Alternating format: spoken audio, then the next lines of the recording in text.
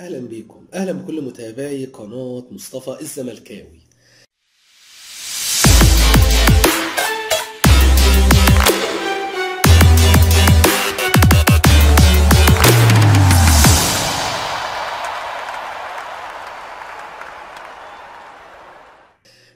طبعا بقالنا فترة بنعمل بث مباشر كل يوم الساعة 9. النهاردة في بث مباشر هيكون قبل المباراة بساعة أو نص ساعة، وبث مباشر بعد المباراة. فلو أنت أول مرة تشوف القناة بتاعتنا اعمل سبسكرايب أو اشتراك من العلامة الحمراء أسفل الفيديو، واعمل لايك للفيديو ده، وكمان ما تنساش تفعل جرس الإشعارات عشان أول ما يبقى في بث مباشر على طول يجي لك الإشعار، لأني بندردش فيه مع بعض وبنفتح الدردشة، بتكلمني يعتبر لايف، بنوصل صوتك وصوت الجمهور لكل الزملكاوية.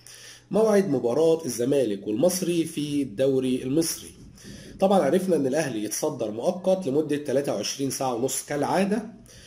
ان شاء الله النهاردة الزمالك هيقدر ان هو يحقق فوز قوي وفوز على المصري. 3 نقاط مهمة جدا النهاردة يا جماعة، لازم نكتسبهم بأمر الله. حاسس ان الزمالك قادر وقوي بأمر الله. دعواتكم ليه يا جماعة. الماتش النهاردة الساعة 5:30 بتوقيت مصر، 6:30 بتوقيت السعودية، 7:30 بتوقيت الإمارات عشان الناس اللي بتتابعنا من بره مصر. دعواتكم لنادي الزمالك بأمر الله. الزمالك قادر، الزمالك هيفوز. إلى اللقاء في فيديو آخر.